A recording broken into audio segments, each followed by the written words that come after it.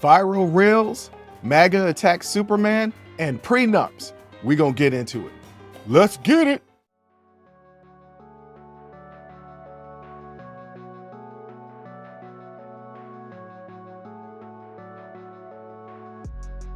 Welcome. First of all, welcome. This is Unsolicited Perspectives. I'm your host, Bruce Anthony, here to lead the conversation in important events and topics that are shaping today's society. Join the conversation and follow us wherever you get your audio podcast. Subscribe to our YouTube channel for our video podcast, YouTube exclusive content, and YouTube memberships. Rate, review, like, comment, share. Share with your friends, share with your family, hell, even share with your enemies. On today's episode, we're going to be talking about viral reels. We're going to be reviewing the Superman movie, and we're going to be talking about marriages and prenups. That's enough of the intro. Let's get to the show.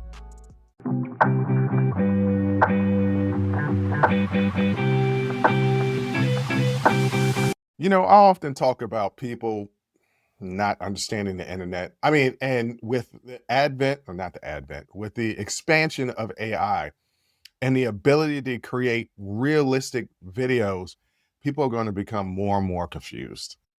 People that aren't researchers, people that don't search for the truth, are going to think what they're seeing is the truth, and they're going to fall for it. Like, we know that scammers prey on the elderly because if you instill fear into the elderly, they're more adapted going along with something. They're less questioned because they're older, they're confused, and they're scared.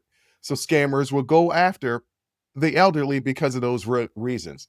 Scammers will also go after idiots for the very same reason, because I question everything all the time. I don't say that to think that I'm better than anybody. It's just my natural disposition. I question everything. I was raised that way, to question everything and to say, hey, that don't make any sense to me. Explain it. Why am I bringing all this up? There was a viral reel of supposedly a robber breaking into a home and befriending the dog. The dog decided not to attack the robber. The dog was kind of indifferent. As the robber is putting things into his sack, he's petting the dog, he's playing with the dog, he's loving the dog, and the dog is loving it. And I go down into the comments because immediately as I'm watching the video, I'm like, oh, this is staged. Like, this isn't a real thing, because I could just tell it's staged. I decided to go into the comments because I'm messy. I'm always fascinated at what people think, what people see, how they respond to certain things. I'm just curious about people and the stupidity of people. And as I'm in the comments, I'm seeing things that are really nice, like, hey, if my house was being robbed and they was loving my dog like that, they could take whatever they want because my dog is getting loves. And as a former dog owner and somebody who just absolutely loves dogs, I get it, right? Like, I get it. Like, yeah, definitely love up my dog. I mean, don't take everything, but love up my dog because my dog is there all alone and it's pretty sad. Other people were like, oh my God, the dog didn't do anything. I wish my dog wouldn't defend my house, this and that. And I'm like, it's staged. It's staged. So the channel that actually posted this video stole it from the original owner. And the original owner is Boo X World _. You can find the Instagram channel. It's not a channel, Instagram page, by going Boo, BABEAU X World _. And it's by Aaron Gallagher. And he has a whole bunch of videos on his page with him and his dog. And the dog is just so adorable. And he was like, hey, don't forget to credit Bo, Bo or Boo, which I assume is the name of the dog. And I was like, oh, yeah, just as I thought, this was a staged video. But the idea that so many people thought that it was real confuses me. And I know I get up here a lot of times and I sound egotistical. And I don't mean it to come off like that. I genuinely don't. So there was a meme that I saw the other day. and I repost it every 6 months. And the meme, as I've talked about on the show, the meme was, they divided us up in the classes when we were younger. They gave us, average classes, honors classes, and some would say remedial, but below average. People that didn't pick up things as quickly. And I reposted it. And my friend, she's Turkish, and she went to college here in the States. That's how I met her. And she's over in Italy now with her daughter and her husband. And she said, "Well, I don't agree with that." And I said, "Well, what do you mean you don't agree with that?" I don't agree with separating and segregating kids. I was like, "No, as an educator, it makes sense." I talk about it all the time. I went to school to be an educator. As an educator, it makes sense. Like, the students learn differently. I'm a visual learner. I can read. I have good reading comprehension. I can read and learn stuff, but if I see it, no matter what it is, I see it, I got it. And that's just who I am. So children learn differently, and children learn at different speeds. Sometimes, certain subjects, things just click. Things just clicked with me in math. Things just clicked with me in history. Things did not click with me in language arts or science. Like, the only science that I was actually good at was physics. And I still don't know how I got an A in that college class. But most of the sciences I had real trouble with. Even when I was in the advanced level courses, I needed a little extra help. I was beyond the average level courses, but sometimes would struggle in the honors courses in sciences, right? And sometimes children need to be placed where they can learn the best. And you don't want to place every kid in the same class, because some are going to be bored because they get the material really quickly and they have nothing to do. And some kids are just going to be frustrated because they're behind. They can't keep up, and they're just going to give up. So that's the reason why we segregate. And I know that word is problematic, but it is. We separate the children and through the levels of which they learn. And not to say that a student that's in the below average, because I was in below average reading classes all of elementary. And, my sisters brought it up before. It's because I was taught sight reading in kindergarten and first grade, going to a Montessori elementary school, and I didn't learn phonics. And so I was behind all the other kids when we moved, because I went to, I don't know, 3 or 4 different elementary schools. I had a crazy school career. I went to 3 or 4 different elementary schools, 2 different middle schools, 3 different high schools, right? Because we moved around so much and wasn't even in the army. That's just what happened. So because I'm moving around so much, different school districts, different states teach the material differently. And I went to a Montessori school, so I was behind in reading. So when I moved to Virginia from Illinois, they put me in remedial reading classes until I caught up. And I didn't catch up until like the 5th or 6th grade. Like, it took a little while. And it wasn't because, I wasn't smart. It was because the way that I was initially taught, wasn't the best, and I needed extra help to catch up. So when we separate these children, it's for the betterment of them. Now, don't get me started in how kids get placed in certain areas, as far as these class structures, and they shouldn't be there. Some I dated a woman. She was brilliant, absolutely brilliant. Told me that she was in remedial classes all through high school. She went to college, like, she's got a master's degree. She went to law school, right? She's obviously not remedial, but because of earlier placement, she was stigmatized and never really exceeded. And then because of that, she had low self-esteem and stopped trying to work until finally her father challenged her, because he was like, "You're smart. You should do better." Why am I talking about all this, right? Like, because I was talking about viral reels, and you're like, "Bruce, you brought up viral reels and people falling victim to it." And then you talked about schools and the separation of grade levels. Like, what is your point to all this? The point to all this was, the meme is clear. We were separated growing up in our learning systems, and social media And now in the adult world, we're all mixing together. And I'm finding out at my golden age of 45, but it's been happening over the last 10 years or so, that people aren't bright. But I didn't know that because all of the classes that I was in, even going into college, I was all with people who were intellectually my peers. So I just thought that I thought that I had average intelligence. I really did. I thought that I had average intelligence because in middle school and high school and college, in these honors classes and these advanced classes and then going into college, I mean, I did well, but it wasn't like I was the top of the top. Right? So I was like, "Oh, yeah, no." So, like, I'm middle of the road as far as intelligence is concerned. No, I was middle of the road as far as intelligence is concerned because I'm all in honors and advanced classes. I'm actually well above average intelligence, and I didn't know this until I entered into the real world, and I'm dealing with adults that I was separated from for the majority of my life, and then I'm realizing, "Oh, you aren't smart. Like,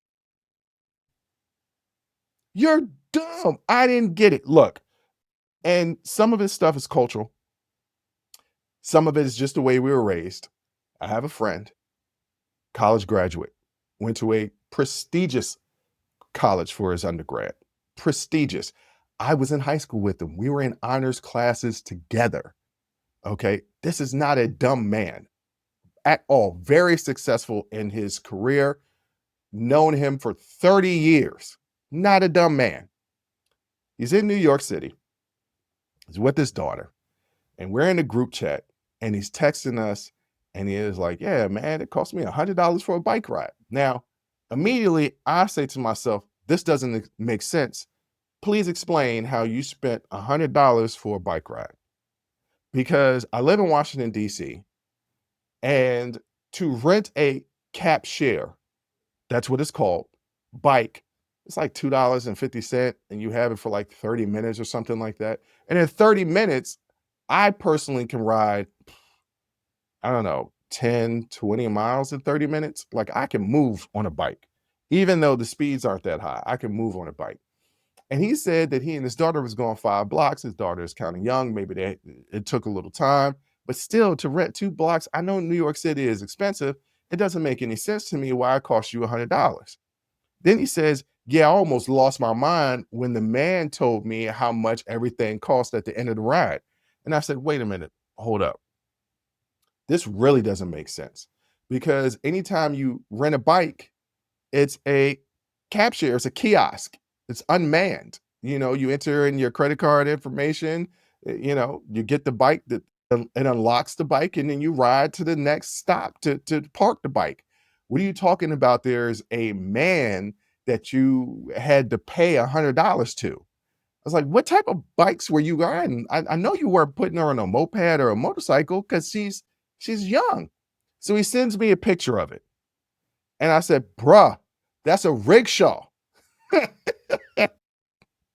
That's not a bike. That's a rickshaw."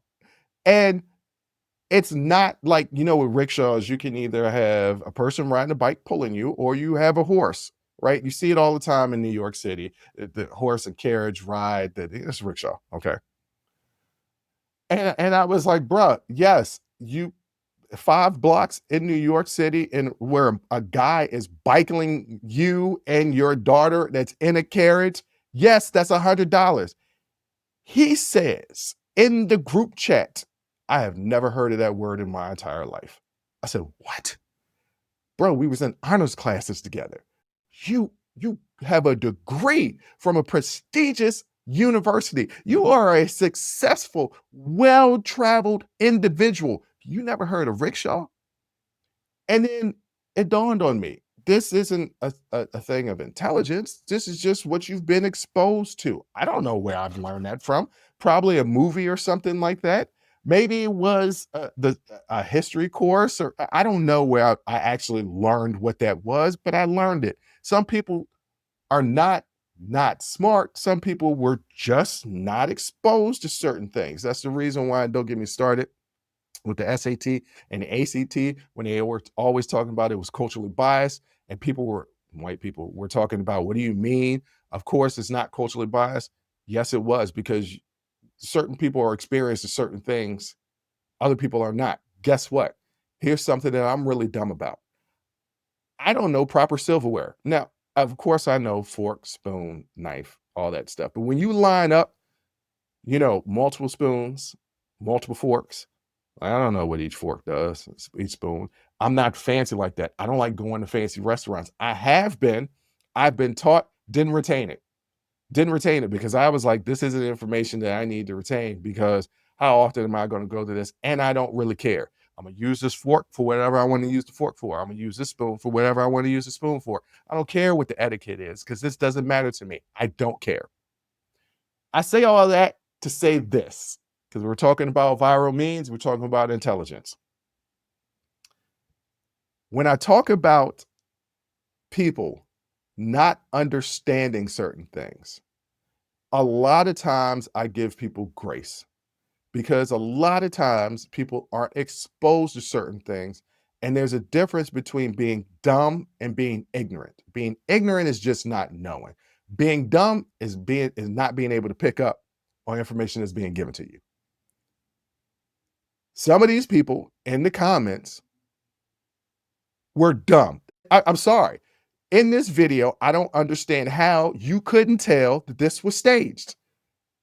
No robber, no matter how much of a dog owner, a dog lover you are, no robber is going to break into a home, pet and love on a dog, all the while gathering things. You need to get in and get out. I don't know about robbery, because I ain't never done it.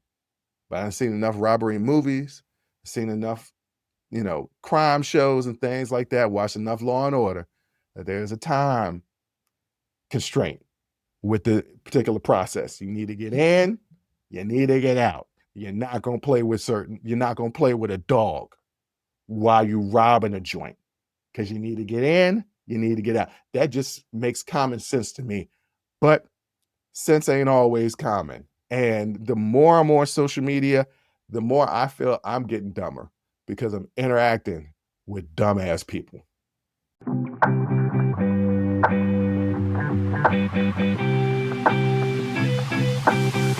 This segment is going to be, I don't know if it's going to be fairly long, but it's going to be the meat of the episode.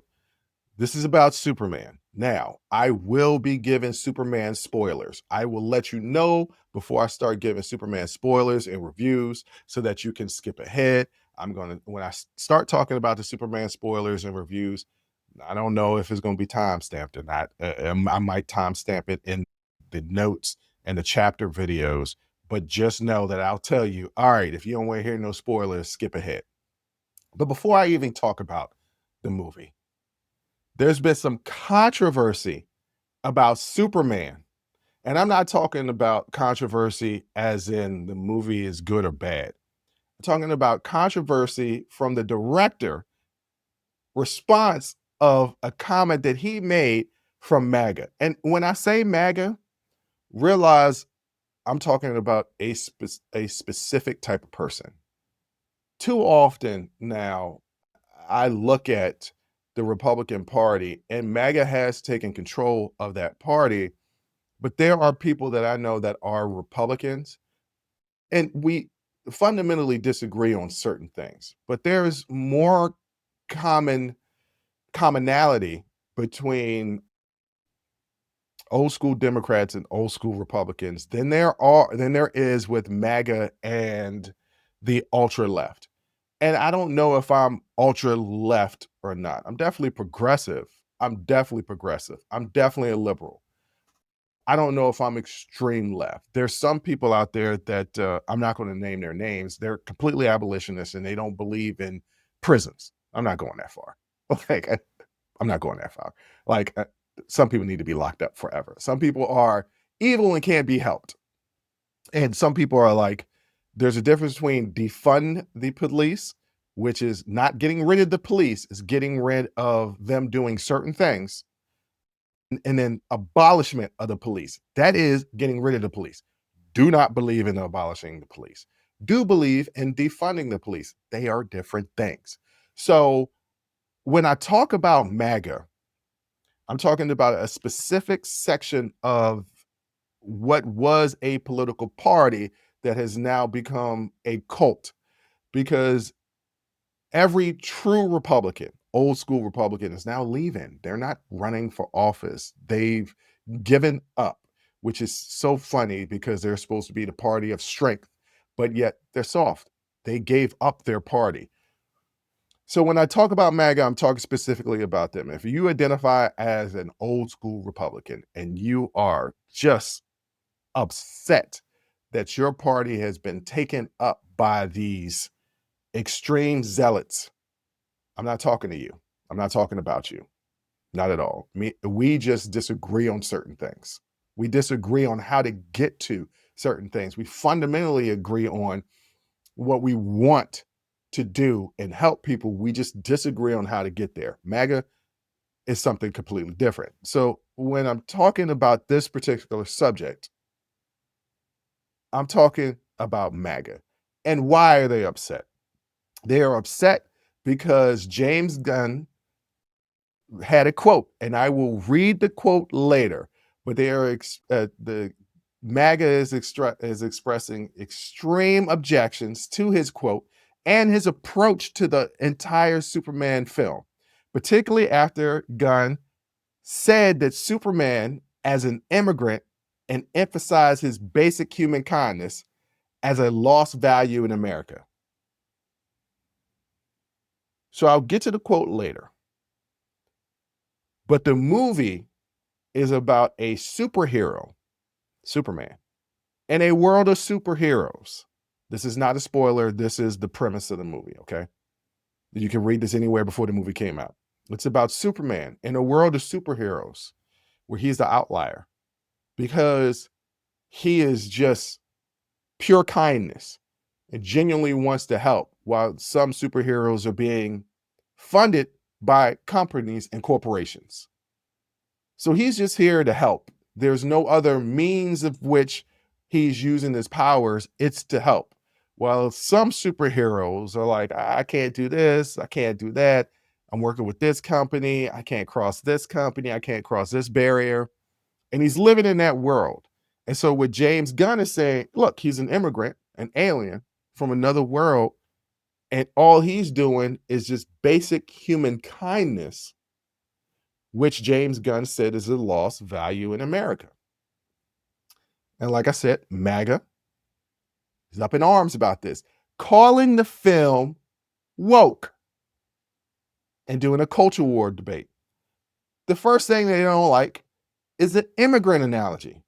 Gunn's portrayal as Superman as an immigrant was seen by some conservatives and as a political statement about U.S. immigration policy rather than a neutral character trait. Critics argued that the analogy was a terrible one and accused Gunn of injecting progressive ideology into the character. Okay, so let's be clear. The story of Superman is his home planet is being destroyed. His parents, in an effort to save him, send him to another land where they know he should survive because of the yellow sun will give him powers that he should survive. And somehow, this is a terrible analogy about our immigration policy.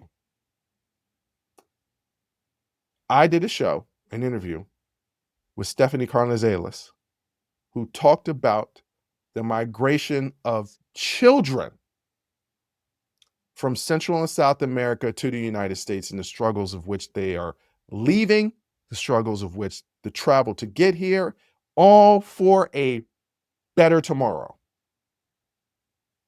And let's be clear. Some people will say, well, the motto of Superman is truth, justice, and the American way. That has not been the motto for Superman for decades now. It hasn't. It's changed. It's truth, justice, and a better tomorrow. That's what Superman's slogan now says. It's not the American way. It ended a long time ago. It's not the American way. It's a better tomorrow. So once again, how is that an issue? He is literally an immigrant. He's an alien. He's an illegal alien. Okay? He's an illegal alien. That's always been the story of Superman from the inception. And you know who created Superman? Two Jewish writers created Superman during the rise of the Nazis as their champion, as their superhero. A person whose world was destroyed, and his parents, in an effort to save him, sent him to another land. Sounds really familiar. But somehow, the original story of Superman is woke. Okay. What else do conservatives or MAGA have a problem with? They have a problem of the emphasis on kindness. Okay. All right. So Gunn comments about the loss of basic human kindness were interpreted by right-leaning media as an implication it's an implication of a criticism of American society and conservative values. Some commentators suggested that even advocating kindness was being framed as a partisan attack. Okay. They took Superman as having basic human kindness as an attack on their conservative values. These are the same people that are the religious right? Claim that they're Christian conservatives. And basic human kindness is an attack on their principles. You ever notice when you call somebody out on something, that when you call them out on something true, they get mad?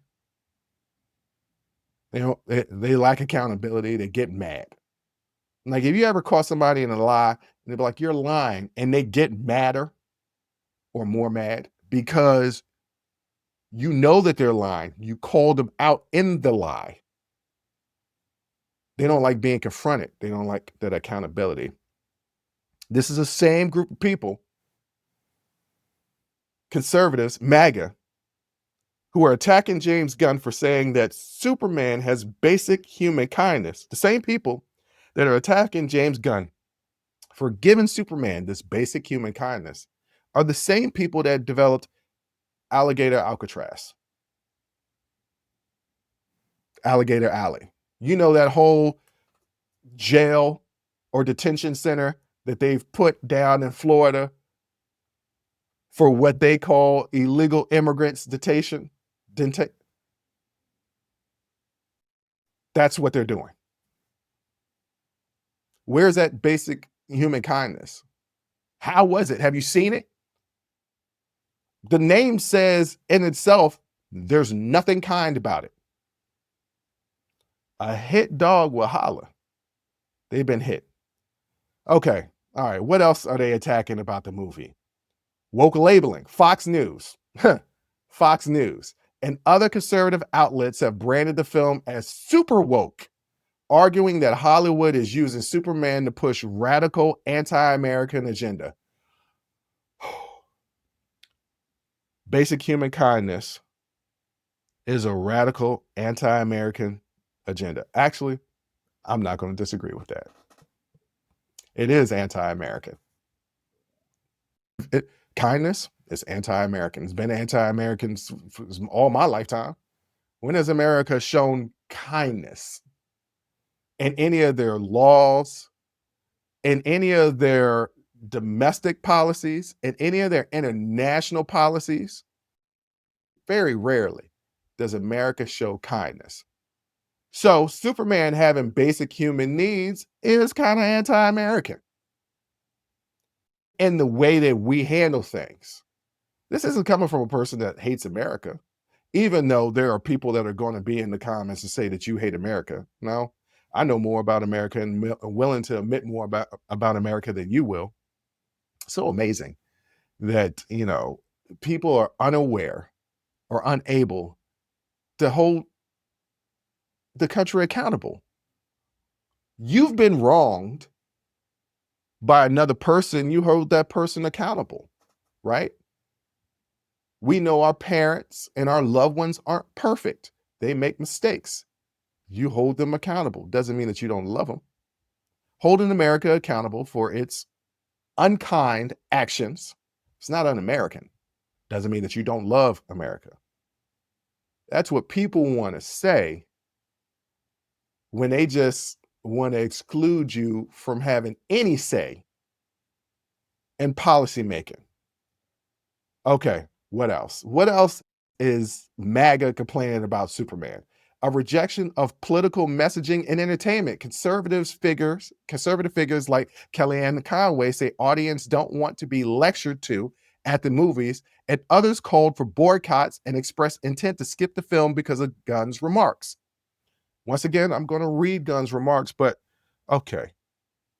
Kellyanne Conway, former speaker or a House press secretary for Donald Trump, Fox News commentator, constantly lecturing other people, constantly about what they should believe, what they should be doing, and attacking other people. That's her job. That's what she's been in the American consciousness for the last 12 years.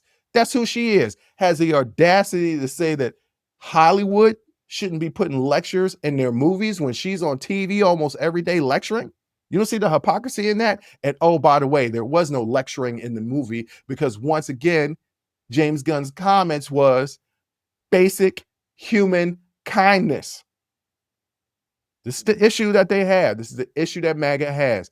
Basic human kindness. Okay, so let's get to James Gunn's quote. Because what did he say? Did he say that Superman came here and was like, F America, and I'm not about this, I'm gonna change the ways because these people is wilding out? Did he say something that crazy? Because he had to for people to be responding like this. So what was the actual quote? I'm gonna read it to you verbatim. Here's James Gunn's quote. Superman is a story of America, an immigrant that came from other places and populated the country. But for me, it's mostly a story that says basic human kindness is a value and something that we have lost.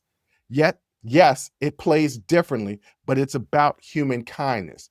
There will inevitably be people who are unkind and take offense simply because it centers on kindness. But forget them. Superman emerges at a time when many are feeling loss of faith in humanity's goodness. I'm telling a story about a uniquely good person, and that feels necessary now given the negativity arising from cultural figures online. I'm not here to judge people. I think this movie is about kindness, and I think that's something that everyone can relate to. Have you been online lately? I did in the first segment attack dumb people. I did. Okay. And I'm online. I would say that that was a little unkind to call these people dumb. They were. And I just saw the Superman movie a couple of days ago. I should have been a little bit more kind. And for all those people that made those dumb comments, I apologize for you being dumb. But what he's saying is he's looking out in the world and he's on social media and he sees what's happening in the world, and the world doesn't look too kind. Doesn't look like people are being kind to one another, right? And he's saying Superman is dropped into this world that's very similar to the world that we're living in currently in real life. And he's like, I just want to help people and be kind. That's all I want to do. I'm going to get into exact quotes from some of these MAGA people. Greg Gotfield, who's Fox News commentator or considers himself a comedian, I've never laughed at any of his stuff. And also, by the way, if you are a comedian, laughing at your own jokes don't make you funny. But anyway, he says Gunn's description of Superman as an immigrant is a terrible analogy. With Superman, they are sending your best. That let's not escalate material. Referencing Trump's comments on immigration. So Is Krypton sending their best? Or is he just his best because he's Superman? Krypton is just saying that Jor-El was important, but they sent a baby. So Krypton wasn't sending their best. They just sent a kid. So what is he talking about? This doesn't make any sense. Jesse Waters said that, you know what it says on his cape? MS-13. It doesn't. It's Superman, not MS-13. I don't even know how you can call it. How do you make the connection of Superman being kind in MS-13? Do you see how ridiculous some of these statements are? Kellyanne Conway, we don't need to go to the movie theater to be lectured and have somebody throw their ideologies onto us. You do it every single day. Ben Shapiro, Gunn's woke Superman reboot is part of a radical anti-Americanism infecting Hollywood, the media, and even the next possible mayor of New York City. What? Okay, Stephen L. Miller, Darth Sidious. The reason Hollywood can't get Superman right is Superman is about what's good about America, and Hollywood hates America. Okay, if James Gunn Superman is just trying to show basic human kindness, I would say that he got Superman right because that's Superman's character, and Superman is what's good about America. So how does Hollywood hate America? That doesn't make any sense. Clay Travis, I'm not going to go watch it, seeing the quote. Okay. Dean Cain, he's a former Superman. Now, Dean Cain is MAGA.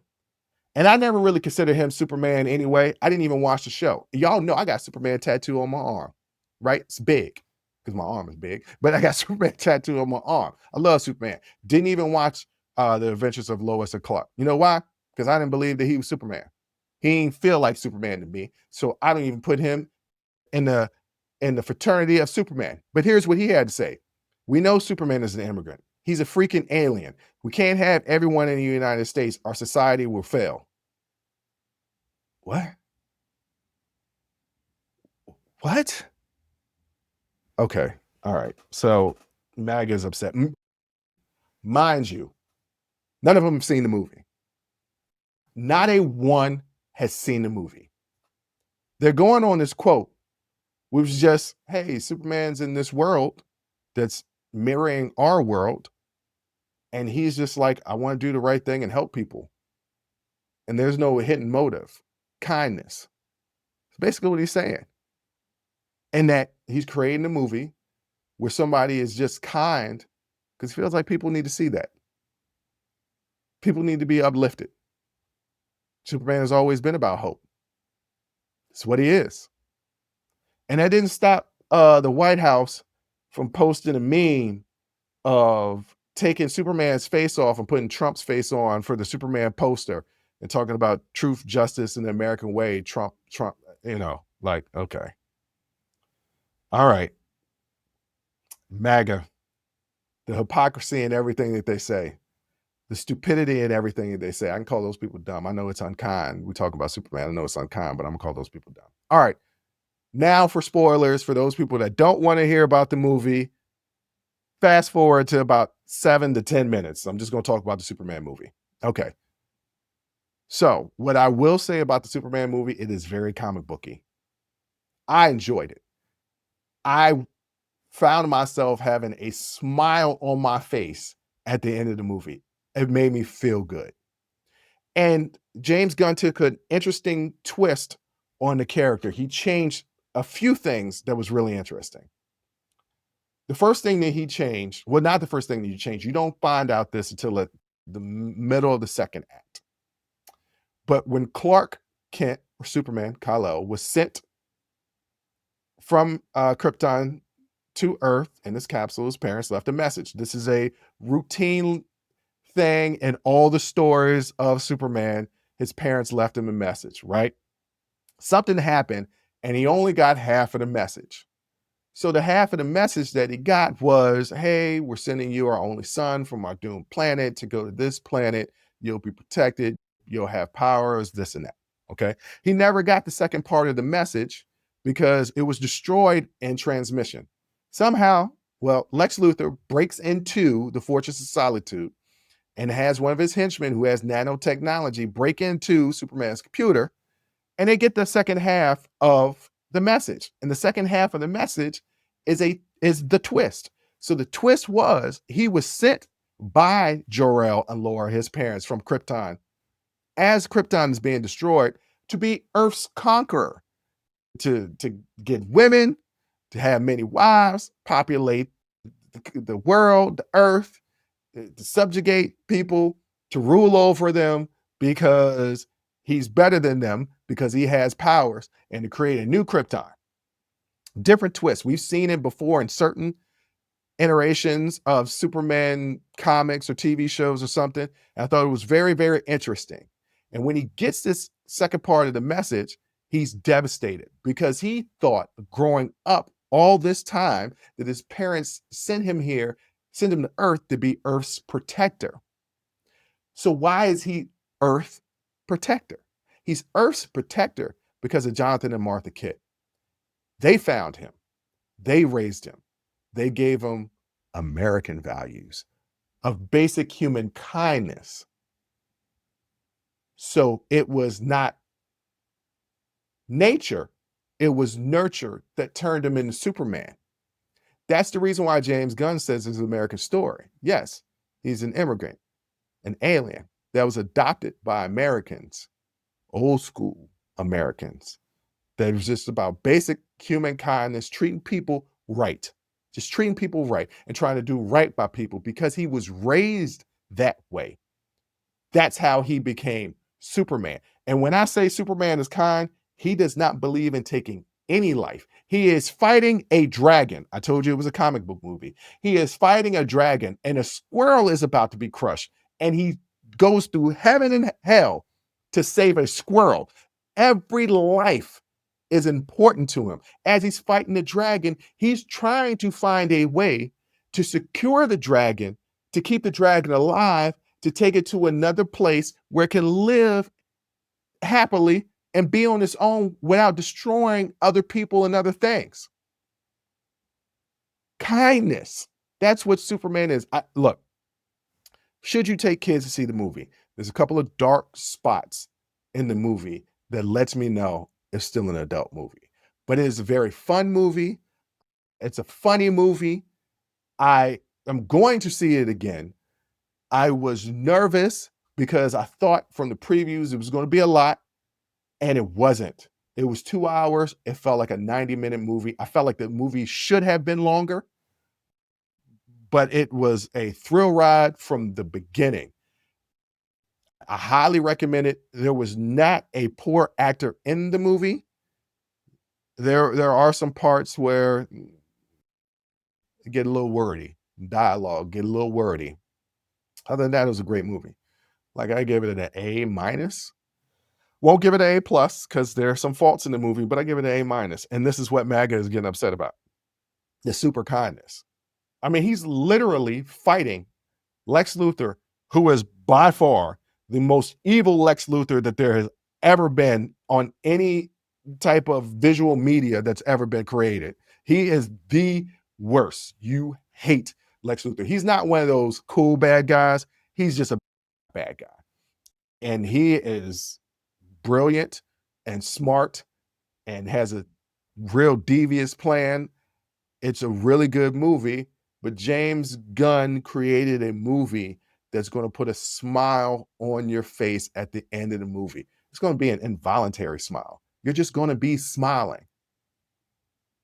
And I was very critical while watching this movie, which means that the second and third and the fourth times that I watched this movie, as I let the critique of they need to get this Superman right is going away, and I can just enjoy it. I'm going to like it more and more and more and more and more because it's just an enjoyable movie. It's a good movie. It's a heartfelt movie. It's what America should actually be. People showing basic human kindness.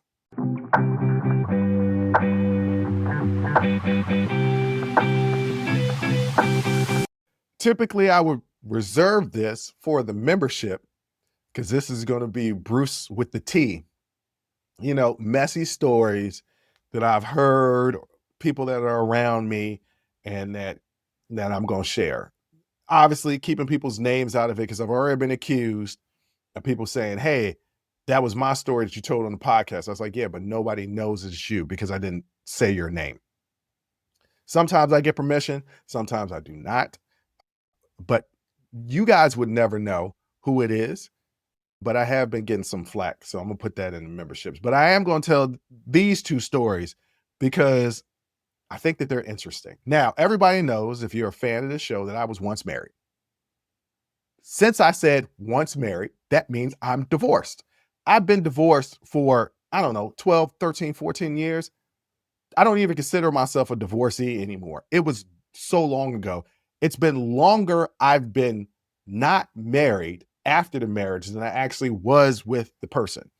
So complete, total, from beginning of dating to the end of the divorce. Like it's been more time passed than completely with the person. I don't consider myself divorced anymore. I just consider myself unmarried currently.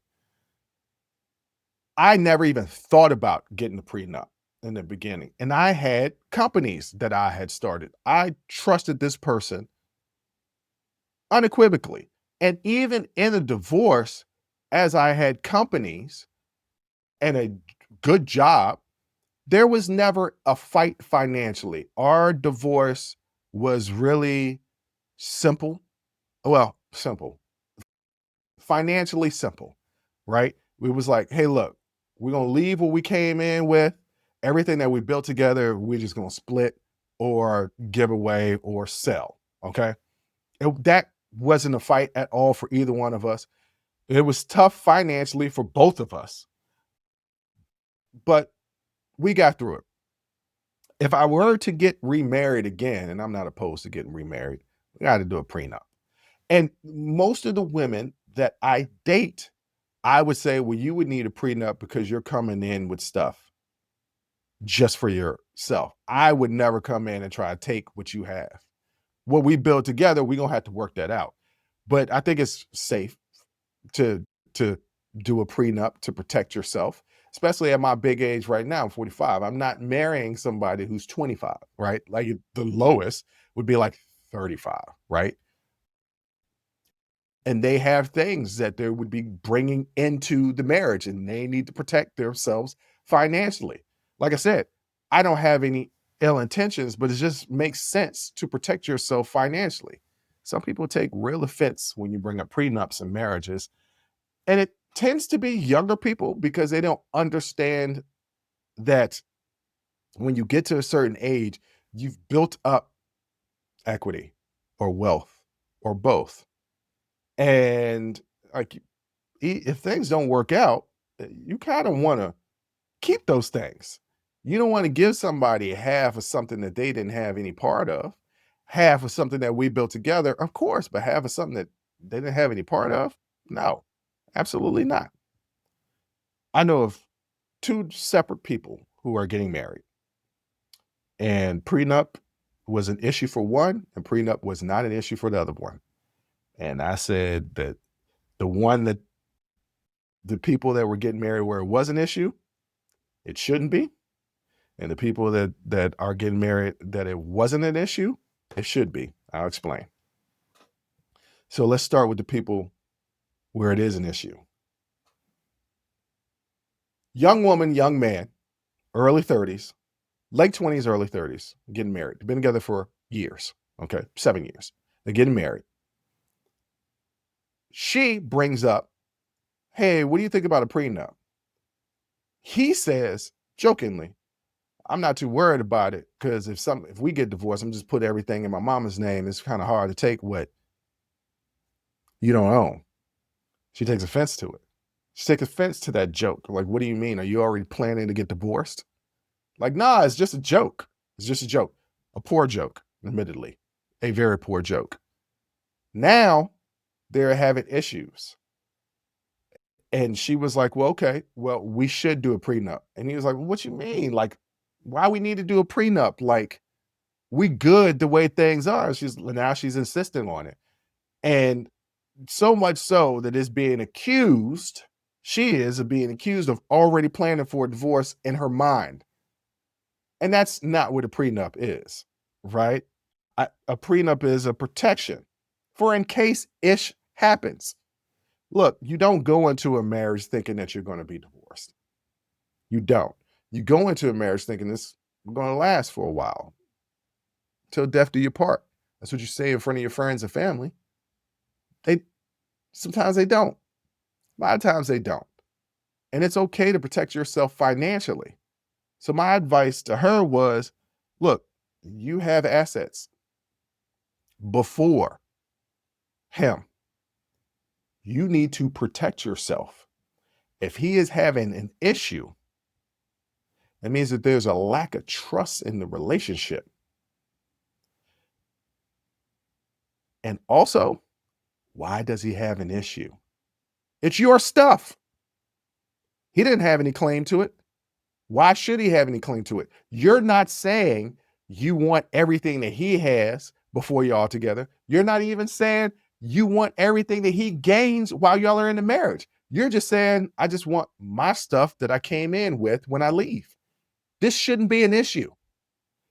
When I was a kid and I brought my toys over my friend's house, I'm leaving my friend's house with my toys unless he wants to borrow it, and he can borrow it, but he got to give it back.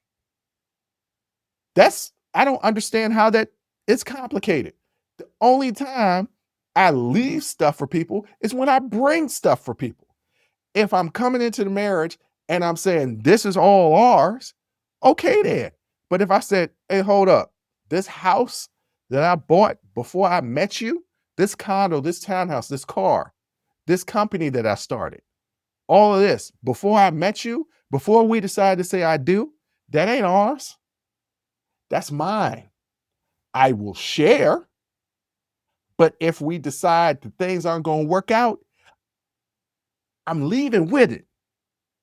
As Denzel said, I'm leaving with something, and I'm leaving with what I came in with.